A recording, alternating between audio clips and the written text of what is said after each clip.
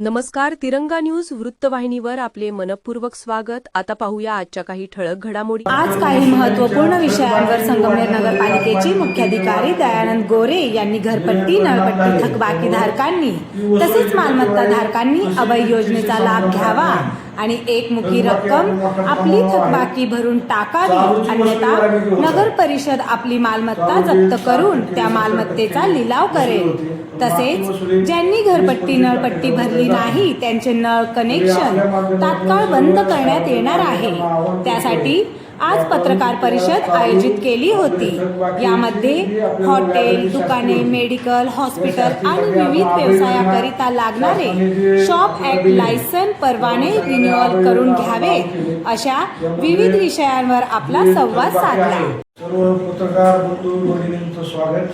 आज आपण पत्रकार परिषद जे अनुषंगाने बोलवले आहे ते संगमनेर नगर परिषदेच्या घर मालमत्ता कर आणि पाणीपट्टी या वसुलीच्या अनुषंगाने नागरिकांना आव्हान आपल्या मार्फत करण्यासाठी ही पत्रकार परिषद आपण बोलवलेली आहे. मार्च महिना आता 10-15 दिवस राहिलेले आहेत आणि नगरपालिकाची मालमत्ता कराची, पाणीपट्टीची वसुली मोहीम चालू आहे. आता नगरपालिकेमध्ये पण तुम्ही पाहणी केली असता मालमत्ता कर भरण्यासाठी मोठ्या प्रमाणावर गर्दी होत आहे. परंतु कोरोनापासून मागचे 3-4 वर्ष जे मालमत्ता कर वसुलीच्या थकबाकी वाढण्यामध्ये आणि पाणीपट्टीचे वाढण्यामध्ये जे परिणाम झाले त्यामुळं ती वसुलीची टक्केवारी तशी तितकीशी समाधानकारक नाही. थकबाकी आपली मोठ्या प्रमाणावर आहे. चालूची वसुली बऱ्यापैकी होत आहे. चालूची 60%, 70% वसुली होती, पण मागची वसुली 20-25% वर काही जात नाही. तरी आपल्या माध्यमातून सर्व शहरातील नागरिकांना आवाहन करतोय की आपण त्या चालू आपल्या थकबाकीची जी आपल्याला व्याजाची शास्ती होती त्या शास्तीसाठी आपण अभय योजना शासनाने जे आपल्याला दिले त्या अनुषंगाने अभय योजना आपण लागू केली. त्यामध्ये जी थकबाकी आहे ती मे 2025 रोजी जी थकबाकी असेल त्या थकबाकीमध्ये 50% सवलत आहे आणि ही सवलत केवळ 31 मार्चपर्यंत आहे. 31 मार्च गेल्यानंतर ही सवलत आपल्याला मिळणार नाही. तरी आपल्या माध्यमातून शहरातील सर्व नागरिकांना आव्हान आहे की आपली थकबाकी, घरपट्टी जे असेल, पाणीपट्टी जे असेल तातडीने त्या अभय योजनेचा लाभ घ्यावा, भरणा करावी. चालूची जी मागणी असेल ती पण लोकांनी 20 तारखेपर्यंत भरणा करावी. कारण आपण जी चालूची मागणी असते ती भरायची कशी मुदत त्याला मार्च एंड नसते, त्याला मुदत डिसेंबर अखेरपर्यंत असते. आपल्याला 1 जानेवारीपासून आपण चालू आकारणीला सुद्धा 2% शास्ती लागू करतो. आपल्याला शासनाच्या अधिनियमानुसार चालू मागणीला जानेवारीपासून 2% आणि थकबाकीला 2% प्रति महिना. म्हणजे थकबाकी असेल तर वर्षाला 24% आपल्याला व्याज आकारणी होते. त्याच्यामध्ये कायद्यामध्येच शासनाने तरतूद केल्यामुळं ते आपल्याला आकारणी करणं बंधनकारक आहे. त्यामध्ये आपण कुठला याच्यामध्ये बदल करू शकत नाही किंवा ठराव घेऊन किंवा आपल्या ह्याच्यानुसार कुठलाही बदल करू शकत नाही. 24% आकारणी करणं आपल्याला भाग पडतं आणि ही 24% जी व्याज आहे त्यामुळं थकबाकीदारात परत निरुत्साह निर्माण होतो की एवढी रक्कम भरायची कशी आणि ती हळूहळू वाढत जाते. तर सर्वांना आव्हान आहे की 20 मार्चपर्यंत सर्व घरपट्टी, पाणीपट्टीचा भरणा करावा. त्यानंतर आमचे सध्या नळ कनेक्शन खंडितची कारवाई चालू आहे. कमर्शियल प्रॉपर्टी जे असतील त्याला सील बंद करण्याची कारवाई चालू आहे आणि 20 मार्च नंतर आम्ही जे मोठे थकबाकीदार असतील ते वार्ड वाईज आम्ही पेपरला प्रसिद्धी देऊ किंवा वार्ड वाईज त्या ठिकाणी फ्लेक्स लावून त्याच्याद्वारे प्रसिद्धी देऊ त्यांना, किंवा तसेच आपल्या सोशल मीडियामध्ये देखील वार्डप्रमाणे ते मोठ्या थकबाकीदारांची यादी, कारण एवढी मोठी आपण यादी देऊ शकत नाही. काही त्याचा प्रत्येक वार्डनुसार आपण त्याचे मिनिमम अमाऊंट ठरवू. 1 लाखाच्या वरचे, काही गावठाणामध्ये प्रॉपर्टी असेल तर 50,000च्या वरचे, असे आपण मग प्रसिद्ध देऊ मग ती प्रसिद्ध झाली की मग नागरिकांचा संताप वाढतो, बाबा आमचं प्रसिद्ध गाव यासाठी.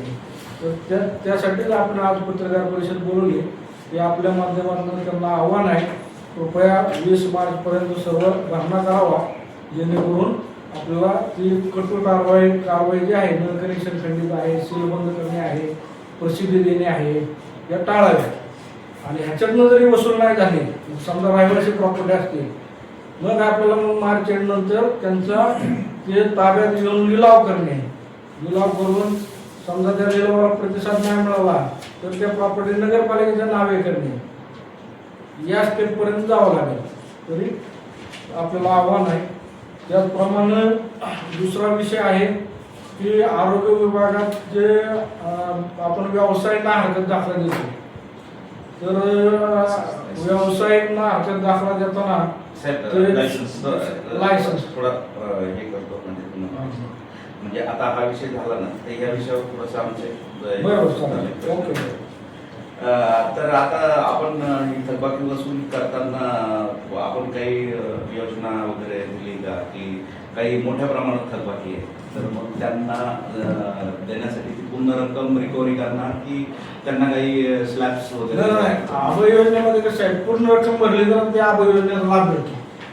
म्हणजे समजा त्यांच्यावर व्याज असेल, आता 100 रुपयावर समजा 24 रुपये व्याज असेल, तर ते 100 व्याजमध्ये माफी मिळाली, 24 मध्ये समजा 50% माफी मिळाली, तर 112 रुपये भरल्यानंतर ती माफीची सवलत मिळते.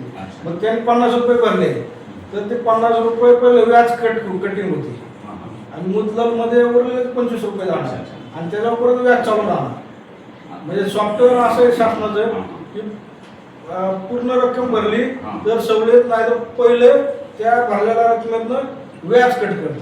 सर, संगमनेरचे तुमचे नगरपालिकेकडनं जे तुम्ही वसुलीसाठी बसवलेले अधिकारी ते जागेवर आहेत का? पण आता पैसे घ्यायला सगळ्यात महत्वाचा प्रश्न आहे. तुम्ही आव्हान करताय नागरिकांना पैसे भरण्यासाठी, परंतु तुमचे अधिकारीच जागेवर नाहीये.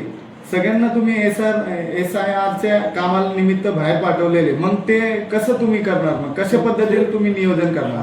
त्याच्या संदर्भात आता 12 तारखेला जी ऑर्डर निघाली, 12 तारखेला ऑर्डर निघाल्यानंतर आम्ही जिल्हाधिकारी साहेबांना रिक्वेस्ट केली की बाबा ह्या समजा मार्चमध्येच आमची वसुलीची 30-40% संपूर्ण वर्षाची वसुली मार्च महिन्यात होत असते आणि ह्या पीक पिरियडमध्ये 12 ते 22 पूर्ण जे बिल आहेत, नगरपालिकेतला जवळपास 80% स्टाफ हा SIRच्या कामाला घेतलेला आहे आणि त्यांना डायरेक्ट 12 ते 22 कार्यमुक्त केलेलं आहे आणि कुठलंही काम करू नये अशी ती शासनाची ऑर्डर आहे.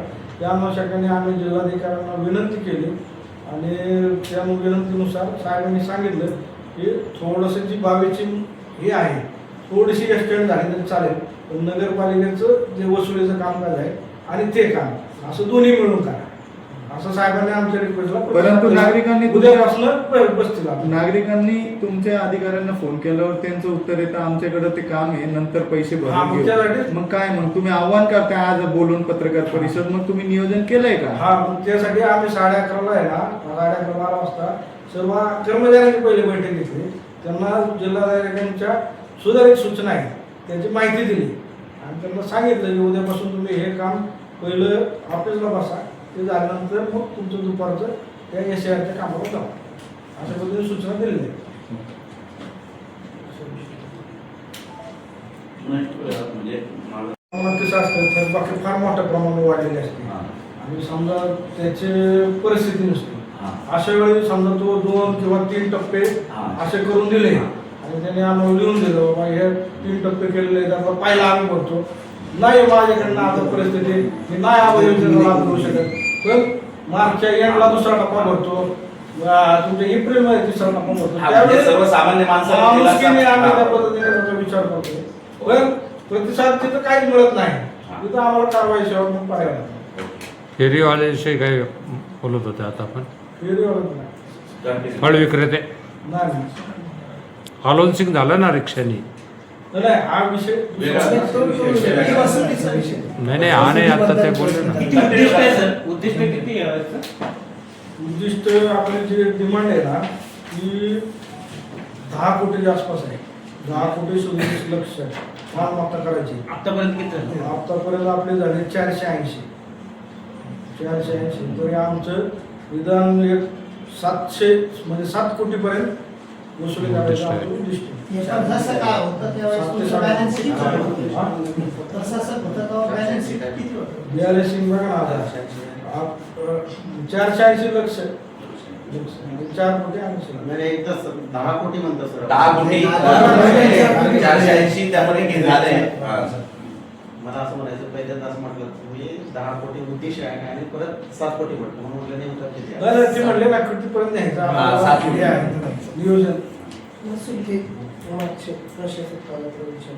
प्रशासक म्हणजे आपण या वर्षी जर बघितलं तर आपल्याला 5 कोटी 80 लाख आपली चालू मागणी आहे आणि 4 कोटी 56 लाख थकबाकी आहे. म्हणजे जवळपास आपले 40-45% थकबाकी आहे आणि 65% चालू मागणी आहे. आता त्या चालू मागणीपैकी आपल्याला 581 पैकी 381 वसूल झाले, म्हणजे ते आपल्याला 60-65% वसूल झाले. पण जे 4.5 कोटी मागची थकबाकी आहे त्यामधलं फक्त 97 लक्ष वसूल झाले, म्हणजे ते फक्त 20%-21% वसूल झाले. चालूला आपल्याला प्रतिसाद आहे, पण काही जे आहे ते थकबाकीमुळं काही भरतच नाही, त्याच्यामुळं थकबाकीची वसुली फार कमी आहे. वसुली करताना तुम्ही कुठं सुरुवात कुठून करणार आहे काय असं? नाही, सगळ्या वार्डमध्ये आपण आता पथक नेमलेले आहे. आदेश सर्वांचे मीटिंग घेतलेले आहे, त्याचे आदेश सर्वांना दिलेले आहेत आणि प्रत्येकाला केडरचे 2 कर्मचारी आणि ती वसुलीची त्यांची वार्डमधली टीम, मागच्या अशा आपल्या 8 टीम केलेल्या आहेत. मागच्या वेळेस पत्रकार परिषदेमध्ये पदवीधर आमदार सत्यजित तांबे यांनी सांगितलं होतं का शासकीय जे कार्यालय सगळे पोलीस स्टेशन असो, प्रांत ऑफिस असो, तहसीलदार ऑफिस असो, तुम्ही त्यांना सील करणार आहे माझ्या सर्व सुरुवात करणार का? त्यांना आपण पत्र केलेलं आहे. गरिबांना सेल पण तर करतात. आता कसं आहे शासकीयमध्ये त्यांना शासनाकडून ती डिमांड कळवणे आणि शासनाकडे ती येणे. आता उद्या आपली कलेक्टर साहेबांबरोबर मिटिंग आहे, ते आम्ही सर्व डाटा घेऊन जाणार आहे उद्या कलेक्टर ऑफिसला आणि कलेक्टर साहेबांना पण रिक्वेस्ट करणार आहे की ह्या प्रत्येक विभागाच्या आम्हाला निधी हा मिळावा. जिल्हाधिकारी स्तरावर पण त्याचा अनुषंगाने फॉलोअप चालू आहे.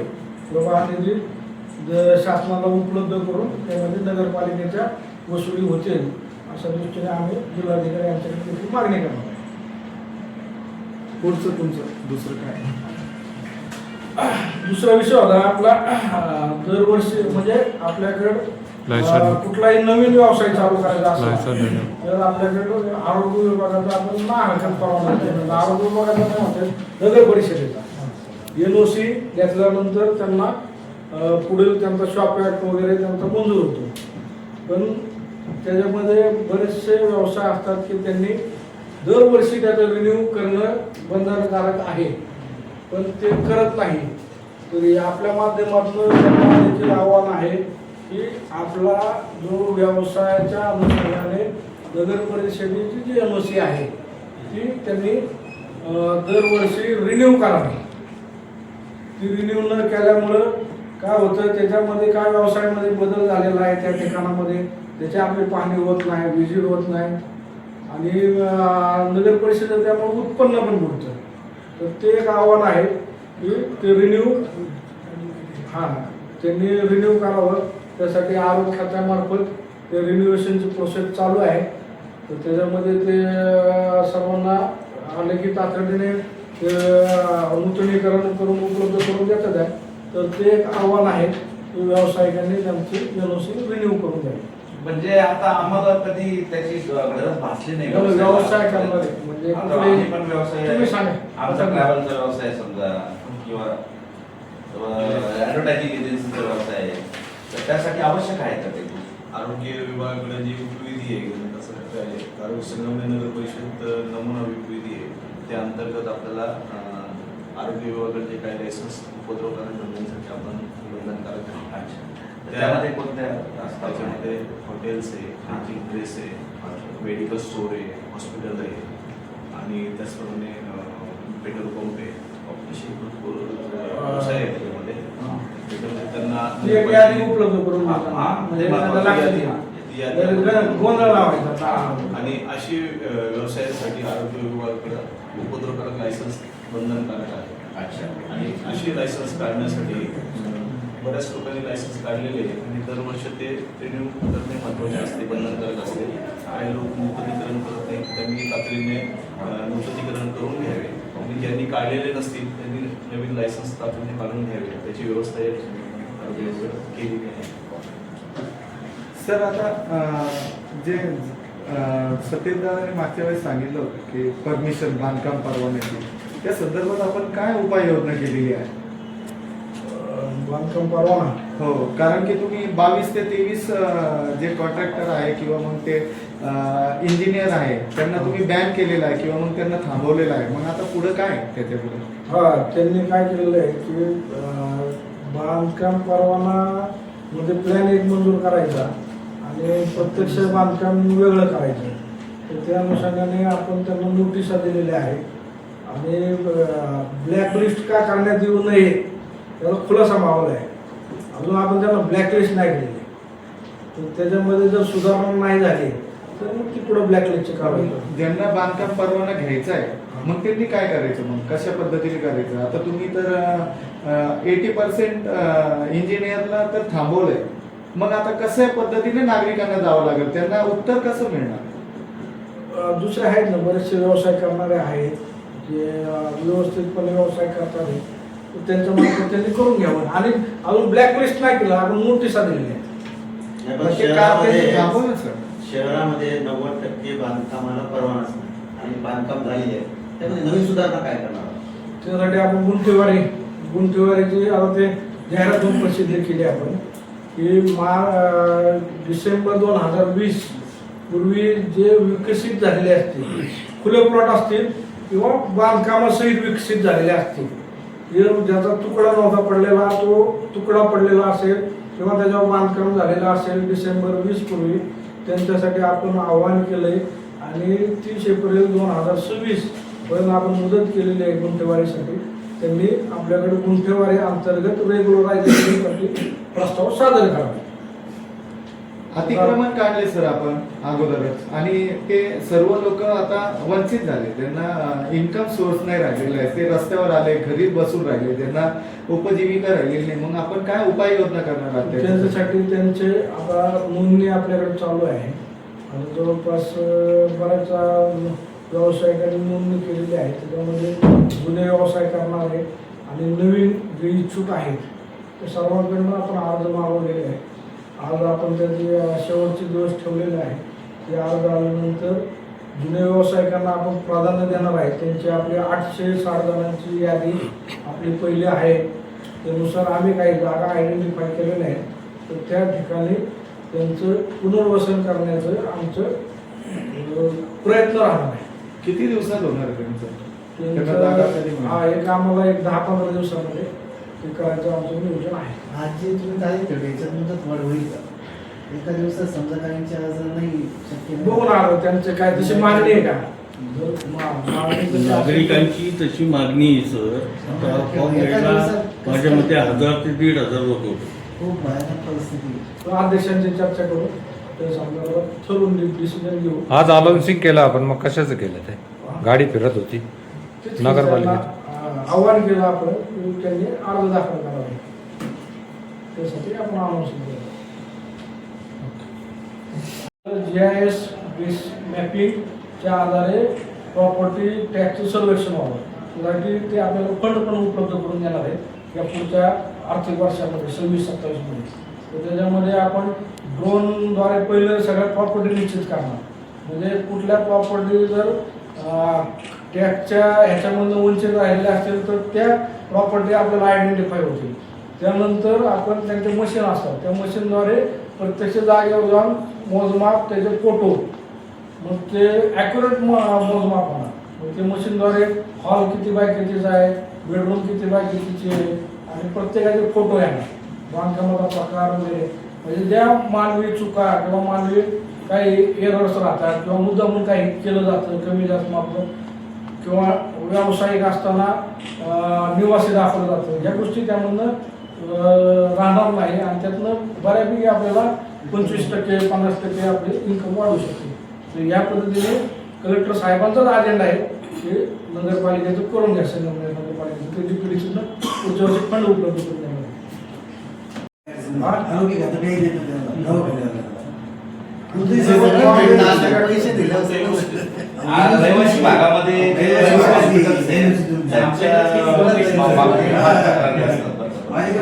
पार्किंग नसते काय नाही.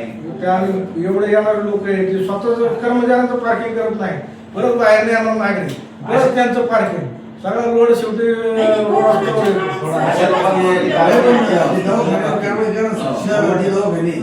त्यांना पार्किंग पण नाही.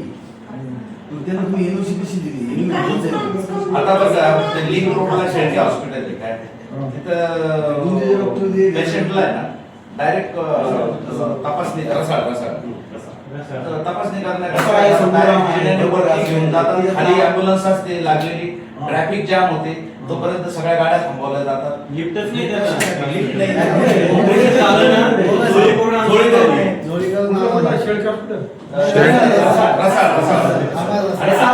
अत्यंत वाईट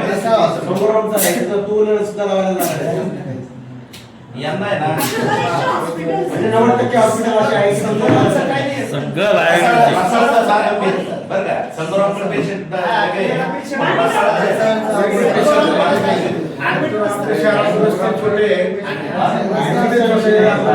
अशाच नवनवीन घडामोडी पाहण्यासाठी आजच आपल्या तिरंगा न्यूज यूट्यूब चॅनलला लाईक करा, सबस्क्राईब करा, तसेच अनेकांना ग्रुपमध्ये फॉरवर्ड करा. संपर्क राजेश जेधे 98 50 42 51 15.